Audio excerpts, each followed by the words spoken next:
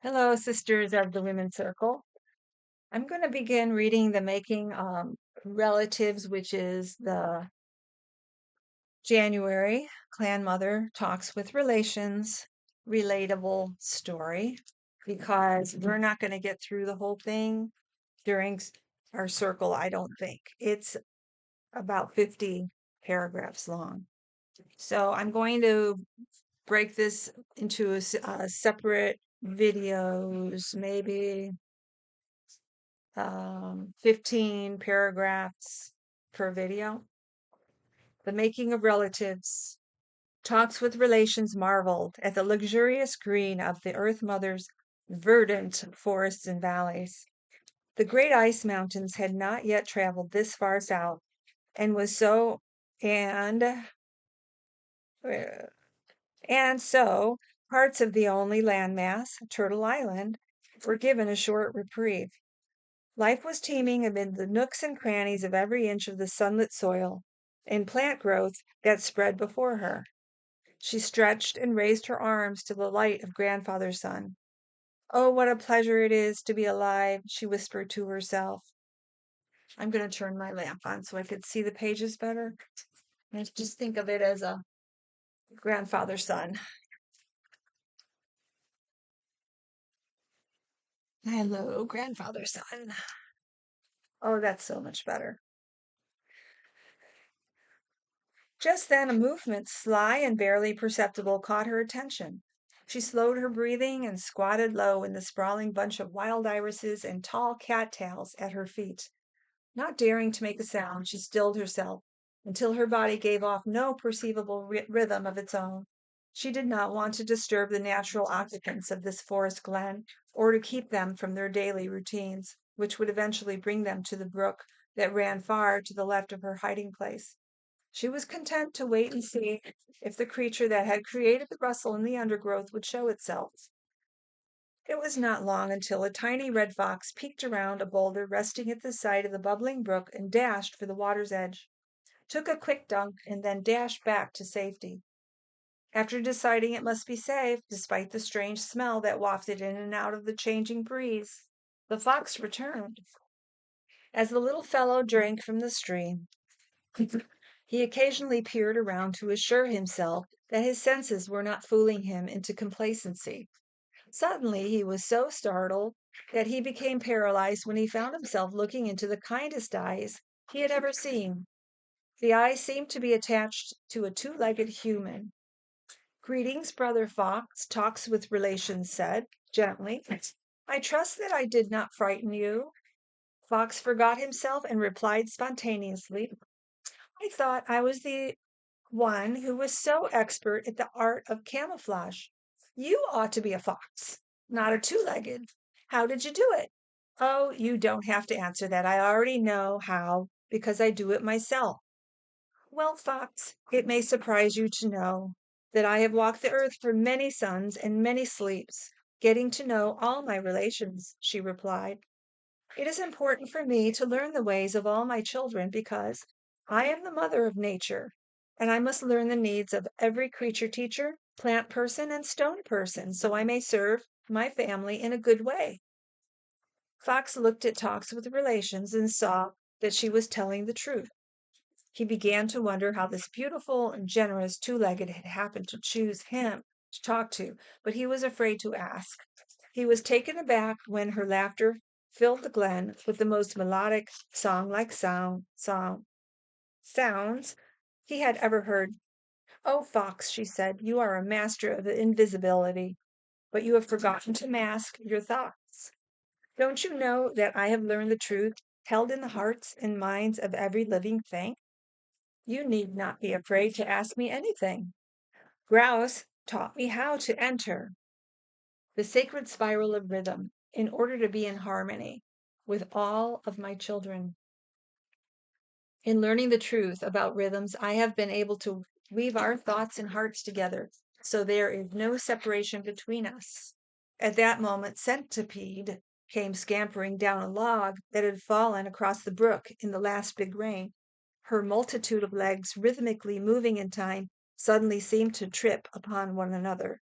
as she tried valiantly to come to a halt in front of Talks with Relations. Her long back arched as she pulled up to stop, with her rear end curling up like a dry autumn leaf before finally coming to a halt.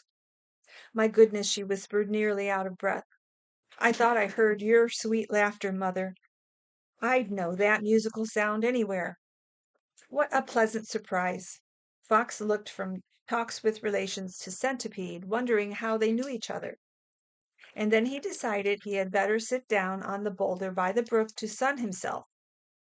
It appeared that this reunion would probably take a while, and his feet had been getting cold while he was standing in the water, listening to Talks with Relations. Centipede, it has been many long moons since we have spoken. I must thank you for teaching me how to find my body's center and stride. The long walks to the sea and to the plains took many suns and sleeps, but my arms and legs were working in harmony. It felt wonderful with every body part working in rhythm with the other. We can both remember when I was a mess of arms and legs, tripping over every pebble and scraping every bush, can't we? Talks with Relations said. Centipede giggled and replied, Well, I was so happy to see you again I nearly rolled down this cottonwood log. I forget my own medicine too when I get excited. I keep on growing extra legs in my old age, and I seem to have to teach the new ones how to work in unison with the old ones over and over again. Talks with Relations smiled and said, I certainly understand how you feel. Many legs. Setting up the rhythms of the seasons has been a task as well. The Earth Mother is still changing her path in the Sky Nation, and the green moons of new sprouting grasses are growing shorter, while the white moons seem to grow longer with more snow and ice. And Fox spoke up and said, Is that why so many of the creature beings of the steppes are coming our way? Centipede nodded, and Talks with Relations agreed. You see, Fox, the Earth Mother has given me the task of learning about the needs of all of the Earth tribes so I may assist her in finding the correct path across the Sky Nation. Eventually, there will be 4 seasons and 4 winds of change that will assist all of us in finding the rhythms of harmony. The 3 white moons will give us a time of rest when the ice beams will cover the soil. And then the green moon will begin for 3 cycles, bringing new life to the plant people. And then 3 yellow moons will bring a time of ripening and fullness. The 3 red moons will follow, bringing the time of harvest. The 13th moon is the blue moon, and that's when all the children of Earth will find their natural ability to change or transform.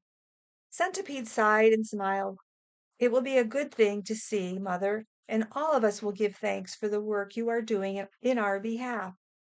Talks with Relations was pleased that she was learning the truth of how to fulfill the needs of all the children of Earth and how to understand their medicines. Life was good, and each new day brought new lessons to be learned, new truths to explore, and new rhythms to add to the whole. She was discovering that she made every living thing her relative when she entered the flow of each relation's rhythms and listened to the inner drum of the heartbeats of each. Her mind flew to the memory of how she had first learned this lesson. As Grandfather Sun's light sent warm orange beams through her closed eyelids, she drifted to that long ago moon and saw Swan drifting across a high mountain lake. That sun had been unusually warm. Talks with Relations had been speaking with Blue Jay, who was teaching her the medicines and talents of the Standing People. Blue Jay was not talking for the trees because the Standing People could talk. Talks with Relations had asked Blue Jay to come with her because his medicine was using intuition to speak the truth. And in those early days, she was just learning how to use her human body to sense things. Being a little unsure of her new skill, she had asked Blue Jay to accompany her. For hours, the 2 friends had sat with the Standing People, listening as the wind chief gently blew through the limbs of the trees, bringing their voices to life. Talks with Relations had first experienced human frustration during that sun. She was able to understand the medicine of Aspen, who was a seer and carried observer medicine because her own eyes could see the eye-like forms in Aspen's trunk. Every place a branch had disconnected and fallen. She was able to feel the medicine of inner peace when she sat with her back against Pine's sturdy trunk. She felt Dogwood's medicine of balance when she saw the blossoms which formed the four directions of the sacred hoop. But her intuition was failing her in hearing and understanding the languages of these standing relations. Blue Jay was very kind to Talks with Relations and called for a break in the lessons. He could see that her frustration was bringing her close to tears. How very human she is, and yet how very inhuman in her willingness to treat all things with such respect, he thought to himself. I am not afraid to speak the truth to her, because she wants to learn the truth more than anything else. My intuition tells me she must also learn the importance of resting when her body's rhythms are being pushed beyond their capacity to endure. It must be difficult for her, no longer being in spirit form and having to limit herself to the perceptions of a human body.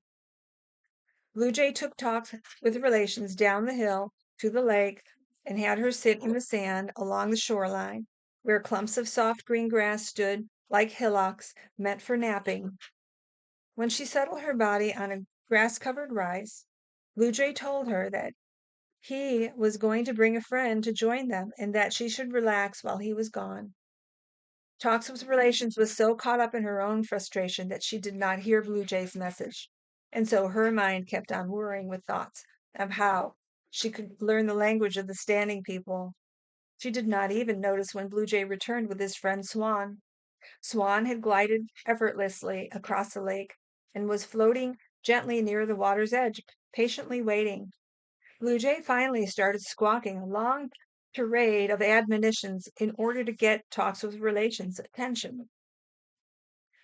Well, Swan, we could push her in the lake to wash the frustration out of her head, or we could call Ostrich to dig a hole in the sand, and then the three of us could bury her head, he screeched. But still, there was no reaction from Talks with Relations. Blue Jay saw Ostrich down the shoreline and called to her. While she was trotting over, he continued his mocking monologue. Well, here comes Ostrich. You will be shown how to bury your head in the sand instead of burying it in the needless frustrations. Blue Jay said loud enough for Ostrich to hear. Talks with Relations was still lost in her turbulent thoughts when Ostrich sauntered up and shrugged her shoulders, wondering what to make of this young troubled woman. Swan waited patiently while Ostrich and Blue Jay decided to get the woman's attention. After a conspiratorial giggle, Blue Jay went to rest on a nearby piece of driftwood, and Ostrich bent over and tweaked Talks with Relations' nose. Talks with Relations was so startled she cried out, not from pain, for Ostrich had been very gentle, but from the shock of suddenly seeing two of the largest, heavy-lidded eyes she had ever encountered at close range. Everyone was laughing uncontrollably except Talks with Relations, who was stunned into silence. Blue Jay commented that she must have been tied up by her own machinations. Swan replied that Ostrich, whose medicine was how to interact with others through communications, could lend a helping wing now that they had Talks with Relations' attention. Each comment brought further peals of laughter until the young woman saw the ridiculousness of the situation and joined in herself. In between rolling waves of guffaws, Ostrich explained to Talks with Relations that when others were not communicating clearly or interacting in a way that would include everyone, Ostrich also had the tendency to bury her head. When even one person was excluded from a group, Ostrich would imitate those refusing to listen to everyone's ideas by burying her head in the sand until someone noticed. They usually noticed when they were confronted with Ostrich's rear end sticking in the air, giving them an idea of what she thought of them. In the present situation, Ostrich had not needed to bury her head because Talks with Relations had already buried her own head in her frustrations. The laughter had definitely changed the mood of the afternoon, and Talks with Relations was now refreshed and paying attention instead of wondering why humans' limitations seemed to curtail her natural abilities to simply know.